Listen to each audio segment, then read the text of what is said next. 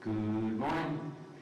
Welcome to our down-home visits today. We're starting off here with 2003 Vandalia Award recipient Mack samples. I'm John Lilly and this is Gerald Milnes. Today is the 25th of May, 2008. And we're grilling them here. We're just one at a time. This is actually a roast, man. I was afraid of that. Well, we're glad to have you here. This is the first time we've done this, and it went very well yesterday. We interviewed several of the Vandalia Award recipients, and it's very informal. Each one is kind of taking a different path in a different way, but hope to get to know these folks a little bit better, and maybe get you to play a little music at some point, Mack. But anyway, Mack's from, tell us where you're from. You live in Braxton County now. My mailing address is Duck, West Virginia, but I'm actually right up on the Clay-Braxton County line, out in the middle of nowhere, with no neighbors I can see where I live. But my address is Duck. How did they come up with a name like Duck? Well, I'm not sure, except the guy who runs the store there told me it used to be Blue Duck, and they shortened it to Duck, but I don't know where Blue Duck came from. The Samples family is, there's a lot of samples in central West Virginia. Has anybody ever run down the genealogy there? Yeah, the Samples family has been pretty well documented, not by me, but by a lot of different people. And of course, the interesting thing is there's some different versions about where they came from, but I think the most accepted version is, it's traced back very well to my great-great-grandmother. And then behind that, when you get back into Ireland, in Scotland, it's a little foggy, but basically all the samples that are in Clay County, which are many, are descendants of brothers Hiram and Sam Samples, who came into this state from Kentucky, came back this way when they were very young. Actually, they ran away from, their dad had died, and they had farmed them out to a blacksmith, gunsmith, who took them in. And the best account is when they were about 16 and 14, they ran away and came up in the Kanawha River and then up Elk River about 25, 30 miles. And for reasons known to them, they moved clear in the head of a hollow called Porter's Creek, as far back as you could get, and there was no one back in there. Possibly they were afraid somebody's going to find them. But anyway, all the people in Clay County are descendants from those two guys. And I'm from the Hiram clan, and others are from Sam, but they're brothers, so we're all related. He's good.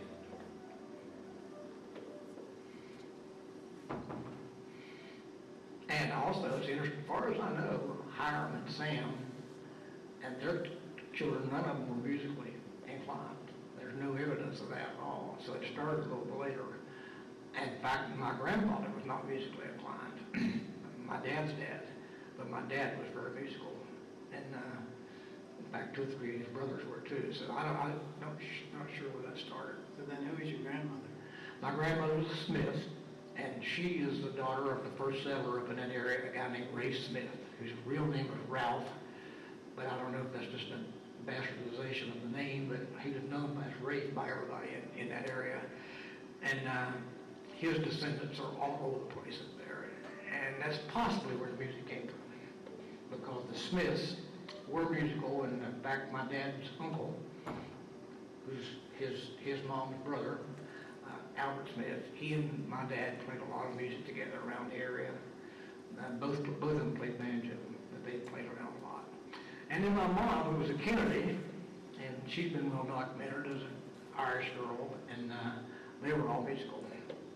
So it came at me from several directions. Is your mom still living? My mom died last year at 99, 30th of May last year. And she came with a family of 5, except one, all of them lived to be over 96. They were a tough bunch. Tough bunch. And all were healthy and through their 90s. What year were you born? Is that required? Give us a decade. As Wilson Davis used to say, was that absolutely required? I was born in 1939, June 26th.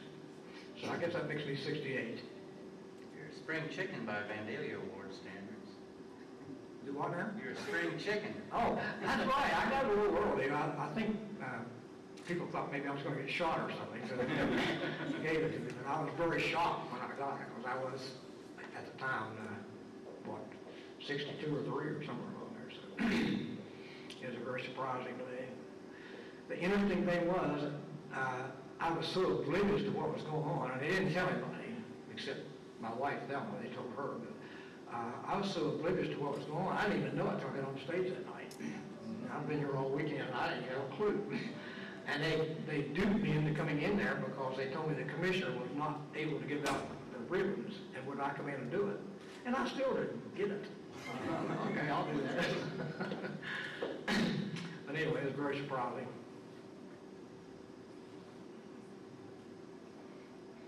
And I have instructed my wife years ago that her job is to keep me from getting awards.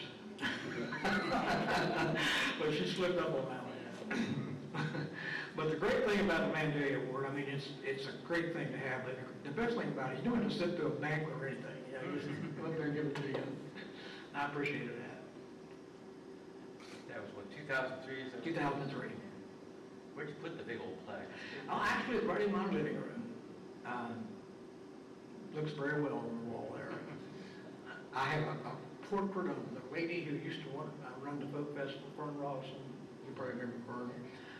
There's a portrait of her that was done by an artist at Lilly State College, and right on one wall and the Vandalia Awards on the other, so it's a nice match. Let's talk about Fern and the folk festival. You had quite a history. You still have a history with the State Folk Festival. Right, the folk festival has been a part of my life since 1962, with a couple of gaps in there, but in 1961 I went to Glenville as a student at Lilly State College, and at the time I was a folk singer, in quotes. It was kind of a hootenanny era, and the college had a little coffee shop which I played at a few times. But anyway, Fern Rawson, who was president of the folk festival, heard about me and that I was singing folk songs, and I knew nothing much about the folk festival at all. You were a student at... I was a student at Glenville. What were you studying? What were you studying? I was studying history, and I still study history occasionally. But anyway, she just came up to me and said, you know, I need to get some young people involved in this festival, and if you knew Fern, you would appreciate this. And she said, and you will be the MC. So that's where I started. I started introducing the people at the folk festival and the fiddle and banjo contest, and then I would occasionally do a song. And then those of you who know about me know my brothers came along, my two younger brothers, who were fine musicians, and we started playing some together. And the first place we performed was at the folk festival in Glenville. I think it was 64 or 65, right in there somewhere. And we performed there for many years, the three of us. And then Buddy Griffin came along, who was also a Glenville graduate and a well-known musician. He started playing with us.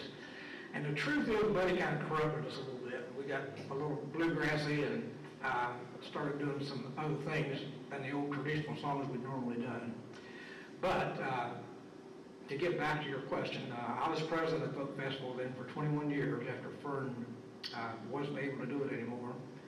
And I just sort of got the job by default because nobody else wanted to do it. And it became a very major part of my life in the years I was in Glenville, and dominated a lot of my time. And I got to know a lot of people, introduced Gerald Milnes a lot of time before I even knew who he was. So, it was a great experience for me. And then, but I think that the second greatest part about it was when I got rid of it, because I was tired of doing it.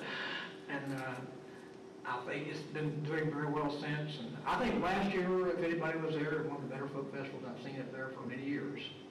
A lot of impromptu picking outside, and good show. And the square dancing has just become phenomenal. And I tell my wife all the time that I don't take credit for much with the folk festival, but I do take credit for improving the square dancing. I mean, it has become sort of a centerpiece of the festival, and that is mostly due to my efforts of pouring more money into it. I well remember in the early 60s when I went to the folk festival, they could not get a set on the floor many nights. They couldn't get 8 dancers on the floor. And and the band was just somebody they picked up off the street to play while people danced, and it was just, wasn't a big part of the festival at all.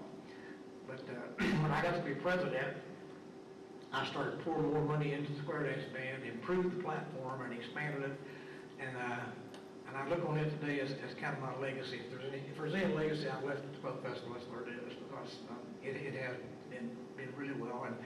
And Thelma and I dance, square dance a lot of places, but we still think the best square dancing on this earth is at Glenville and the Folk Festival. And if you're a square dancer, I think you would agree. Jerry would probably agree. Well, speaking of dance, Mack, a lot of people, when they think of you, they think of dance, whether it be the music part or the dancing part. So what were your early introductions to traditional dancing? I guess my early exposure to traditional dancing, when I was in my teens, 15, 16 years old, there was a pretty big-time beer hall 4 miles from my house called the Three Gables. And I had 4 older brothers who haunted that place quite frequently. And on Saturday nights, they had square dances. And that's the first place I actually saw West Virginia traditional square dance happen. And in those days, some dancer just called from the set. There wasn't a caller like you see nowadays. And that's the first place I actually saw it. And the interesting thing to me is, and I tell this story a lot, when I was in high school, you had to take phys ed. When you got in phys ed, they taught square dancing. But it was awful. Everybody hated it. They had some kind of piano or something or other, and the teacher didn't know what she was doing, and I just dreaded going in there. But I remember the first night, I was in Three Gables, and I saw that set hit the floor, and 2 or 3 good flat-foot dancers in it. I thought, nah, there's something else here. I might get into this. So anyway, that's where I started. And then... Mack, were they flat-footing within the set? Within the set. And some of you remember Red Truman from play, and I can say, unequivocally, I can say Red was the best flat-foot dancer I ever saw in person. He was just such a great dancer. And Red was one of those flat-foot dancers who's a little bit like me, who gets in the set and sometimes forgets he's in the set, and just flat-foots and gets mixed up a little bit. But at times, excuse me, at times at Three Gables, you would have 4 couples in that set, almost all of them doing some kind of step. It was a fun thing to watch. And then they would flat-foot a little bit in between square dances. And if you have read my first novel, Doobug, I recount a lot of that there in that I occasionally got to play guitar when the square dances were going on to none other than Mike Humphrey playing fiddle, which was pretty exciting for me. But Mike was a major league fiddler, and Jerry will verify that. I don't know of anybody any better than Mike. And he had a guitar player named Mary Hanshaw. And Mary occasionally liked to dance, and they found out I could play guitar. Well, I would sit in for Mary every now and then, and scared to death first time I ever did it, because Mike was so good, and he just looked glowered at me when I went up there. But halfway through the first song, I'll never forget, he looked over and smiled at me, and I thought I made it. I'm going to be all right. But anyway, that was my first experience at traditional dancing. And then when I came to Glenville and got involved with the Folk Festival, of course it was there. And when I was a student at Glenville, there's another little beer hall out the road called Putnam's 5-Star, about 4 miles from Kansas. And I hadn't danced since I left high school, and I'd been in the Navy before I came there, so I had a gap out there. I didn't dance at all. But I started going out to Putnam's 5-Star, and Sarah was playing fiddle, Sarah Singleton, and some guy named Montgomery playing electric guitar. And Carl Davis was calling most of the time. So I got back into it a little bit there. And then we moved to South Carolina when I got out of graduate school for 5 years. And I didn't dance hardly any during that 5 years, except, in fact, I didn't dance any, I don't think. And then we moved back to Glenville in 73. And then since that time, I've been into it big time. Mack, Russ Butcher told us yesterday that he was a kid growing up in Braxton County.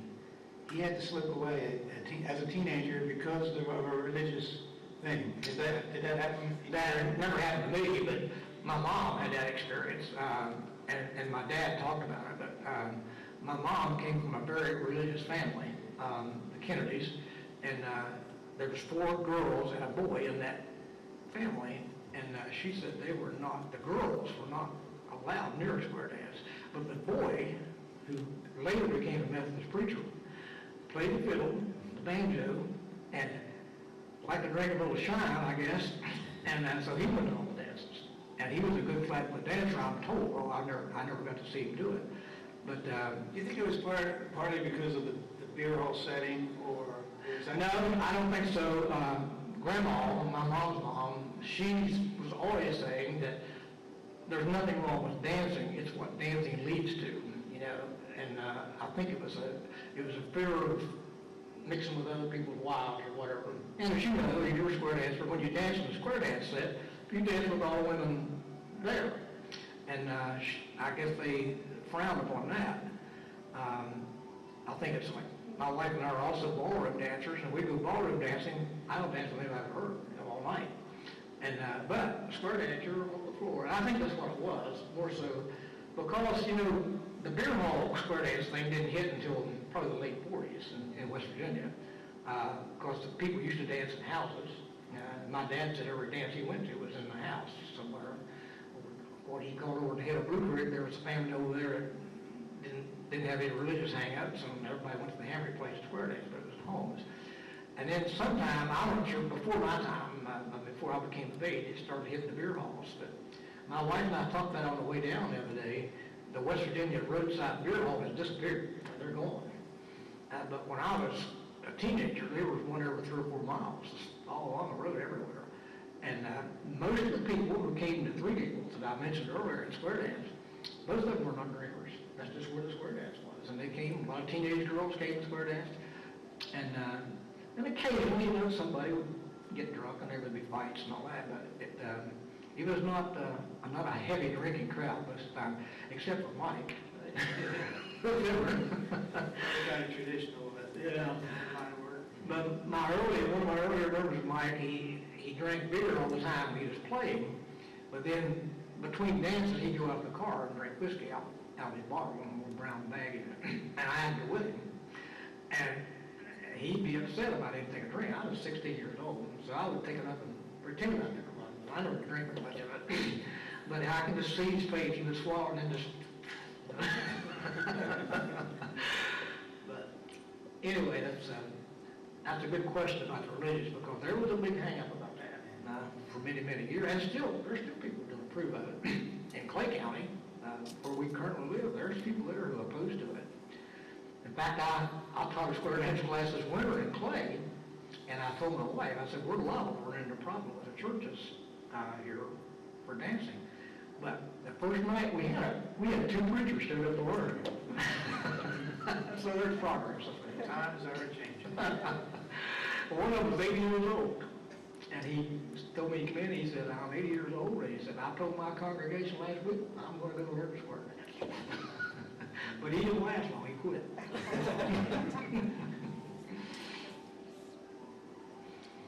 Anyway, that's a sort of the religious tie on the thing. And my family was not very religious, so I didn't have that problem. Seems dancing is an important part of your family life. Is that how you met Thelma? Well, not exactly. Thelma and I had a very romantic beginning. I met her in geography class in college. But we were mentioning that probably our first date was dance, not square dance, but colleges used to have, you know, people used to actually dance. And when we were in college and they had a dance, the place was packed. Everybody went to the dance. And probably our first date was a dance. And I tell everybody all the time, and Thelma doesn't agree, but I tell everybody all the time, when she danced with me at the first dance, I was in. I mean, she never wanted another thing.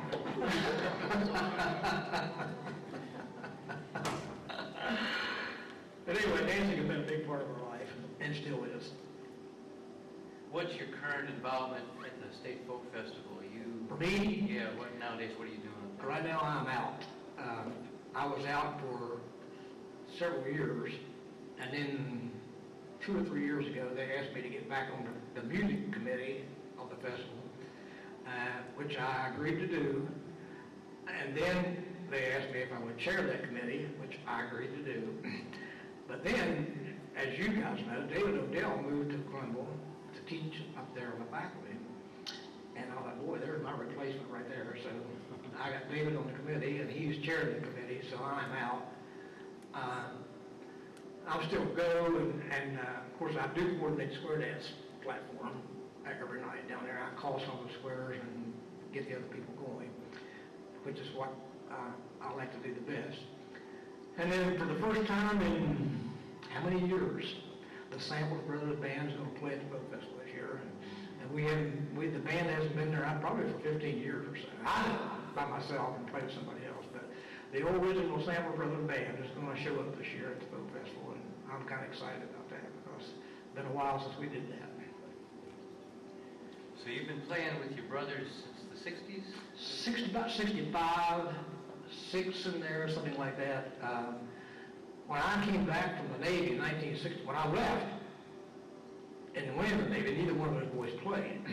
And I came back from the Navy in 1960 and came back home, and they came out on the back porch, I remember the moment, with 2 guitars, and sat there and just blew me away with those guitars. I mean, they had really come along. I couldn't believe how well they were playing. And we started doing some of those old, really traditional songs like Barbara Allen, the Troubadour song, and some of the stuff that they do at the Folk Festival. So we thought, well, we'll go and do those, and that's where we got started. But of course, they grew up in a different world from me, really. You know, those boys were younger than me, and they grew up hearing a different kind of music than I heard growing up. And they both were sort of out at other venues when they were in college. Brother Roger was a big coffee house singer at Marshall when he was down there, and Ted would go down and play with him. And even today, they play stuff I don't know. You know, they just leave me. But we still like, in fact, we love to do the old traditional stuff. And then since Griffin come along, we like to do the old hard driving fiddle tunes. And I was telling Thelma coming down, I'm one of the few guys around that actually sings those old hard driving fiddle tunes that we like to do. And I told her what I was talking about. I said, I used to think I was the only one that did that. And I went to Galax, and down there were a dime a dozen. There were people all over the place doing that. So the band's you, Ted, Roger, Buddy, and... Most of the time, John Preston played bass. At times, Jimmy Martin's played with us. And at times, Jack, who played with me last night on the night program, what's his last name, Jack? Bowman. Yeah, Jack's played with us. But the core has been Buddy and me and Ted and Roger. And then there's a guy named Jeff Roberts. I don't know if you've ever met Jeff. Jeff lives in Cincinnati. He used to play bass with us some. Back when we first started up with the 5-piece band. In fact, I guess he was the first one. When we made our first tape, whenever that was, Jeff played bass on that tape, I remember. And things have come a long way since that first tape, which we made in my living room. Mack, for a while there at the festival, and really the fiddling scene around Central West Virginia was a bunch of Clay County fiddlers that held sway. You want to talk about some of those guys? I'd love to. When I first became involved in the Folk Festival, there was a cadre of musicians, almost all of which were from Clay. Lee Triplett, Ira Mullins, Doc White, Wilson Douglas, French Carpenter, the 5 that jumped out at me, there's some more that will come out. And then, of course, in Calhoun, I had Noah and Phoebe Parts and Noah Cottrell. They were the stars of the show when I first took on there. And I don't think anybody ever enjoyed anybody as much as I did those old guys. I mean, I had such a good time with them. And I have learned things since I left Glenville and went to play. My barber in Clay, a guy named Otto Brown. Otto's 82 or 3, still cuts hair.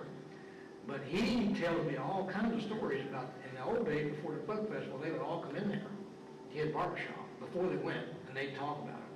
And he said if one of them would leave, well, the rest of them, he said, just give him hell. And then when they come back, they all come in and criticize, especially Lee and Ira. They were the big rivals. But he's told me all kinds of stories I didn't know about those guys. But to get back to Jerry's question, there was a long stretch in there, really, when those Clay County guys dominated that festival. There would have been no festival without them. There would have been no festival without them. And that tradition has kind of died down there. You know, no one left is John. As far as I know, John Morris is, who lives over the hill from me, is about the only strong fiddler left in Clay County. And I don't guess Phoebe and Noah had any successors. Lester, I expect, knew them. Phoebe's son Eugene still plays. Yeah. And in Clay County, I lament this all the time to my wife. When I was a kid and teenager, Clay County was almost the Mack of square dancing. I mean, the whole time they closed the skating rink on Saturday night and had a big square dance, and they all disappeared. I don't know what happened to them. Red Troon, that big flat-foot dancer. There's another guy they call Red Fox Mullins, who was a major league flat-foot dancer. And you remember Reuter Morris's wife, Jenny? Do you remember her? Jenny was a great flat-foot dancer. But that tradition's pretty much died down there. There's probably some film of Jenny dancing that I'd be down on. Yeah. I taught this little class to play this winter, as I said, and we had a great tournament. I had 3 sets sometimes, and a lot of guys, and it went real well. But I don't really have any major league dancers in there, as far as the dancers are concerned. They come out and have a good time. And Jerry's son come down and played for us on the last night of the class. We had a wonderful time, really wonderful time, so it went well. Mack, during your years as president of the Folk Festival, were you also an employee at Glenville State? I was an employee at Glenville State from 73 to 94, and at that time, when I was president of the Folk Festival, the college was very, very cooperative with the festival. In fact, we couldn't have done it without them. I mean, they didn't charge for a lot of stuff that they now charge for. And that could have been because of my presence, as an employee and as president of the festival. And I'm hoping with David in there, who's on the faculty, I'm hoping that they'll get back into it. And one of the new presidents, Freeman, who has already left, but he was very interested in it and kind of got the college back into it. What was your position at Glenville? I was registrar and director of admissions. In fact, I was hired there in 1973. My title was Associate Academic Dean. I had come from the University of South Carolina up there for that particular job. And that was back in the days before affirmative action and all those things that came along. And I was so interested, and I think about that, because I was in South Carolina, and Clarence Mays, who was the dean of Glenville State College, said, called me up, and he said, Mack, Burl Langford retired. Would you like to have his job? I said, well, I'll come up and talk about it. But anyway, there was nobody else interviewed or anything. He just hired me, which was kind of strange. If you look at it nowadays, you have to go through 6 committees and all that kind of thing. So, but anyway, I was there, I don't know, 2-3 years, and the president called me in and wanted to know if I'd be upset if they changed my title to Dean of Records and Admissions. I said, I don't care a bit what you call me, as long as you don't take any money away from me. So I kept that title. I knew for a time there, for a year, I was actually acting academic dean for a year while people were going. So I had a 21-year career there. And I went to Clay as an extension agent in 1995 and did almost 5 years down there.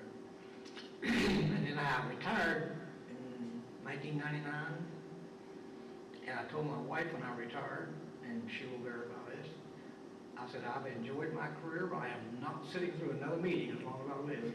And I have stayed with that. I refuse.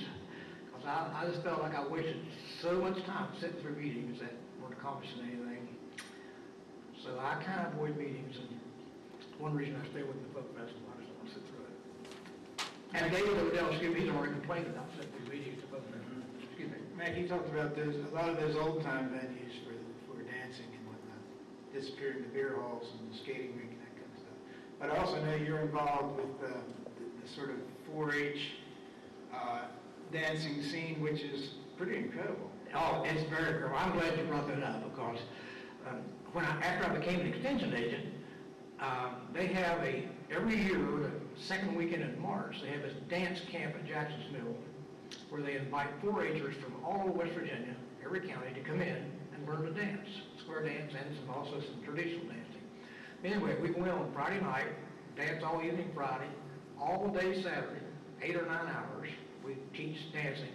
And then at night, Saturday night, we bring the band, most of the time Jerry, playing fiddle, and those kids dance. And Jerry will verify, you look out on that floor and you see, what, 20 to 25 sets of kids, ages 12 to, well, actually 40. There's some adults there. But out there enjoying square dancing. And to me, it's just one of the most refreshing, remarkable things I know of. And I do it every year for nothing because I just get such a big kick out of seeing those kids square dance. You look out on that floor and see all those kids smiling and having a good time. You know, it's just worth the money. And Rush Butcher, started that tradition. He started that camp. And Rush wasn't able to do it as he once did, and I just started kind of easing in there. And so I've been teaching all the square dancing. So I think as long as if they do that, there'll be some square dancers around. Because the most amazing thing is, they come in there Friday night, some of them don't know a thing about it. Now, when they leave Saturday night, well, they're getting up now. They get right on it. What age group? I think you have to be 12, am I right? You have to be 12 to get there because it's a size thing.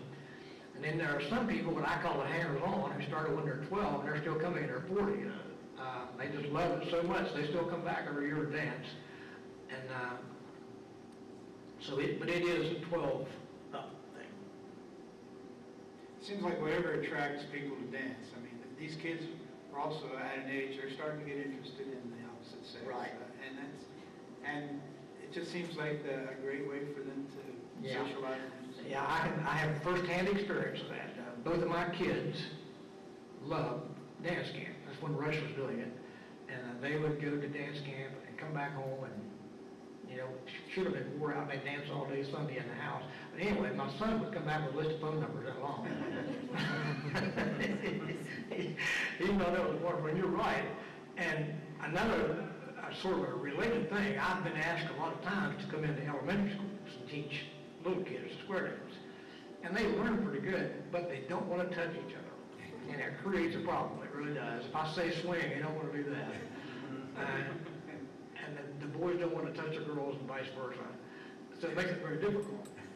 And I don't do much of it. When my daughter was in the second grade at Troy in Gilmer County, I had a group of dancers, all second graders, which she was a part of, that did very well.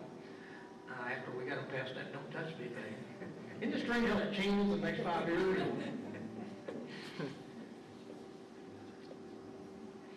I have one more experience I'll relate to you about square dancing in Clay County. When I first went down as an extension agent, one of the teachers at the middle school, at the junior high, called and wanted to know if I could come up and teach some kids to square dance. Well, I said I'd love to do that. So I go up there and teach about an hour or an hour and a half. When I started to leave the building, the principal caught me in the hallway and jumped all over me. He said, "What do you think you're doing up here teaching these kids to dance?" And I first thought he was kidding me. I said, "Well, I was invited." I said, "I never thought anything about it." So it was a religious thing with him. I mean, he cleaned my clock there for a little while about it. So I went back and sort of forgot about it. Lo and behold, about 2 months later, the same guy called me and said, you have to come up here and teach our kids to dance some more. I wouldn't go back. I was afraid he was going to have another tangent on that. Anyway, that was the strangest thing that ever happened to me with dancing. As far as your music goes, Mack, who are some of the people that have either impressed you or you've kind of followed? Influenced me, I guess. I'm not going to lie like everybody else that's my age about who influenced you, because obviously I was influenced by recorded country music. There's no way around that. Commercial music, I heard it growing up and had to be influenced by it. And I'm sure it shows in my music some places. But as far as early influences, as I said earlier, my dad played the banjo, my mom played the banjo, and I heard that all the time. And Dad played with other people. And then I had an uncle named Cleveland Samples, who was a very typical musician, and they never worked.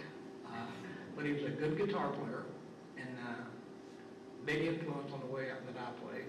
and I had an uncle named Clyde Westfall, where my dad's sister was a good guitar player and singer. And then my mom's sisters, she had two sisters that never married, stayed home over on the old farm. They both played mandolin, guitar, and sang. And I spent probably some of the most memorable nights of my life in what they call their parlor. You know, those old people had living rooms and they had a parlor in it. And they would have neighbors come in and play and sing, and mostly it was hymns, because they had a piano in there. And I sat there several nights and really soaked that up, and I'm sure it was one of the inspiring things for me. And it's one of the first times I ever heard piano play rhythm. You know, while somebody plays lead on mandolin or whatever, and the bass and treble rhythm on the piano, which you hardly ever hear it. What's his name? Charlie Walden? His wife does that occasionally. They still do it out in Harmon at the dance there, they also have a piano. But anyway, as far as early influences, I just have to say it's family that came at me from every direction. It's kind of like my son said, that he assumed everybody played because everybody came to the house played, and I was kind of that way. It's just sort of the way it was. And then, of course, you can't eliminate churches. You know, we all went to church growing up, especially revival meetings. And those old Scotch-Irish genes in those revival meetings, when they sang hymns, I mean, it was good singing. I mean, good harmony singing. And that's probably where I learned to harmonize as much as anywhere else on some of those old hymns. And my brothers and I we were kind of nobody had a choir in those days, everybody sang, but we were kind of core to sing a lot of times. Although all of us were black with sin, we still enjoyed the congregation singing. Going back to banjo playing a little bit, you've won some awards here at Vandalia with your banjo playing, haven't you? Yeah, I won one year when the judges were intoxicated. And I am not a big-time instrument musician of any kind of instrument. You know, I can play enough to play in a band, but I'm not a competitive musician, and never entered contest until, I guess, that's the first year I entered, the year I won. And then yesterday, I had a terrible experience in the fiddle contest, which still bothered me. It almost kept me awake last night. But for the first time in my life, I'm not sure what happened, but right in the middle of the fiddle thing, I just lost it. You know, I don't know what, I just lost it. And I almost just quit, but then I struggled through it. Anyway, getting back to the banjo, my dad was the old two-finger banjo player, not the drop thumb. Mom played drop thumb. But he played with this finger coming up, and got a lot of the melody there, and getting his part with the thumb. And I played the banjo the way he did. You played a real pretty waltz. Yeah, I played. I got your banjo up. Would you play that? I've tried it for a while, but I'll try. But there was a waltz my dad played, which had no name, so I just called it Banny's Waltz. Everybody called him Banny. His name was? His name was Lawrence. My dad's name was Lawrence Sanders, but like me, he was small and feisty, so he was called Banny all his life. Banny. After the rooster, yeah. Is there cake over here? Right in that bowl.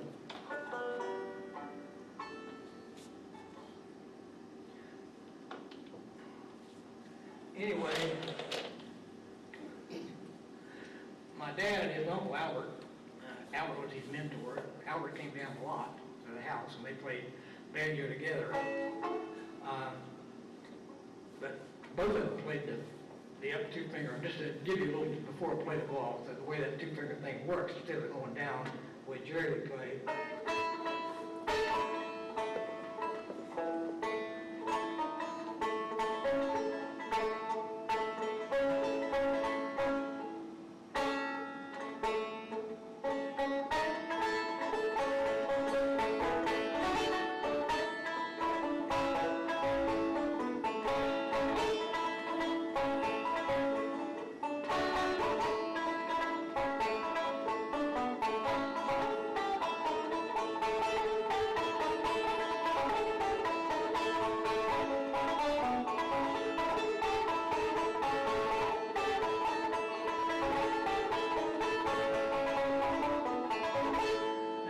A lot of it is coming up as opposed to going down. And And that tune there is, I guess, Sandy Boys by most people, and sounds a lot like Lee Triplett's Pretty Old Cat, but the same thing. Anyway, the waltz. I can't remember where, I haven't played that.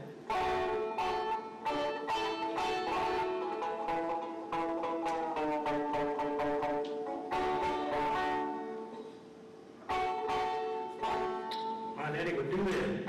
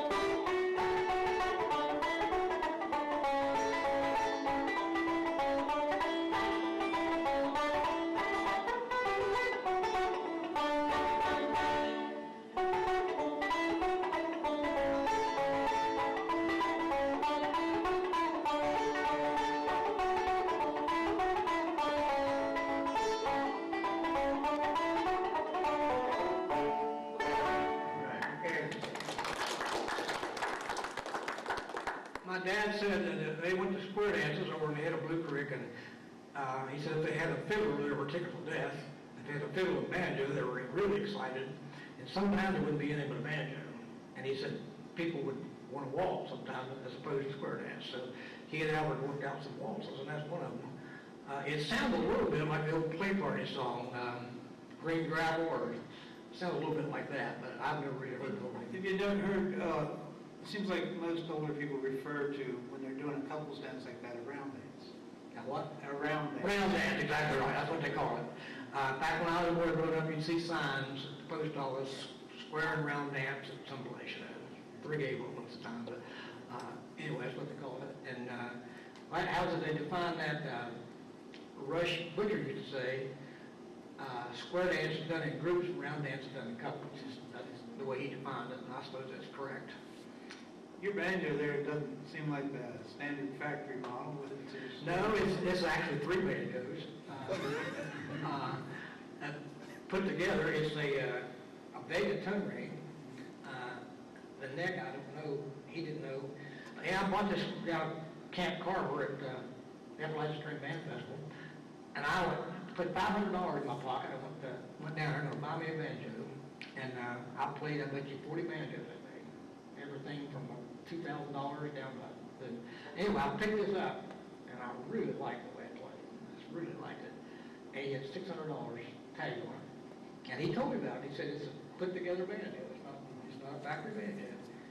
But I just liked the way it played. So I pulled those 5 C notes out and let him see them, and he took them. Cash on barrel. But it's for what I do, I really like it. It's a really good banjo. Well, Mack, we only have a few more minutes. I want to talk a little bit about something you've gotten interested in, I think, since your retirement as your writing. And actually, a little bit before that, Doodlebug, which is my first book, came out in '94, which is the year I left Glenville. And Doodlebug was a book. It's a book mostly about learning music during those years, and I worked on that book for years and years before I actually got it put together in 1994. But I'm not going to get into a lot of this right. I just want to make one statement that I've talked about 3 Gables a lot here. And when I was playing in that square dance band at 3 Gables, what they would do is they would square dance to the live band, and then they'd plug in the jukebox, and people would dance to the jukebox.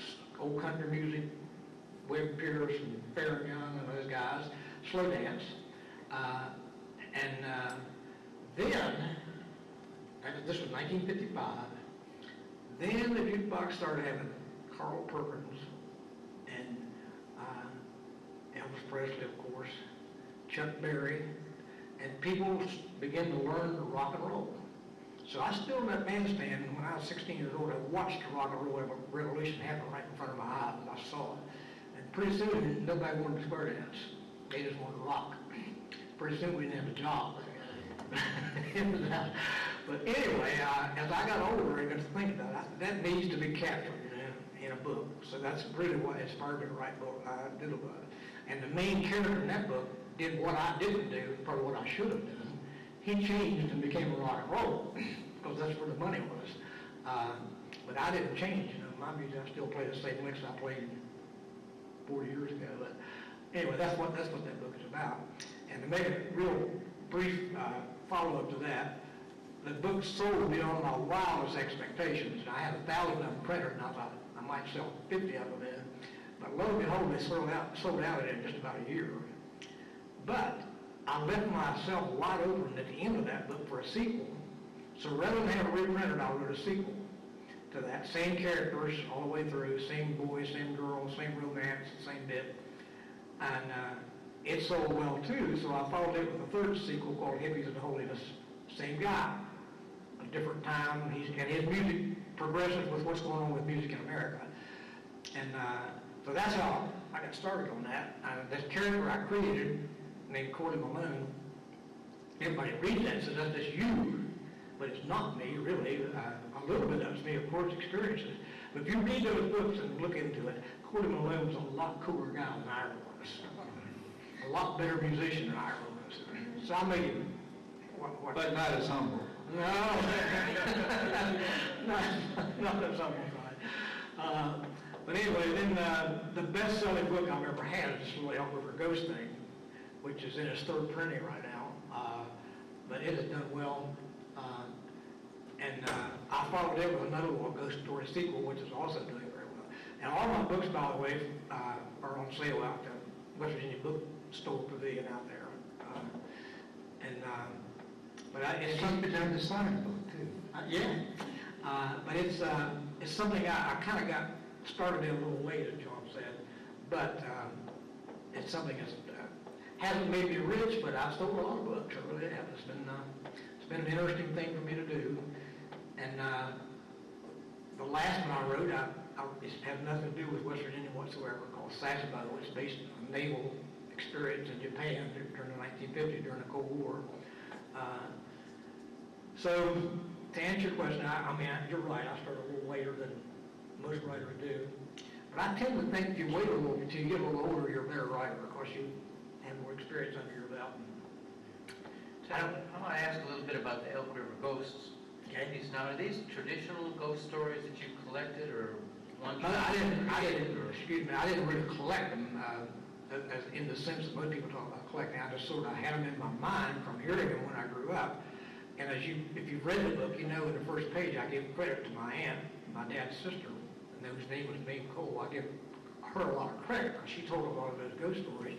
And then my mom, who lived to be 99, and I stayed with her during her last 5 years, about 3 days a week. And her mind was sharp as it could be.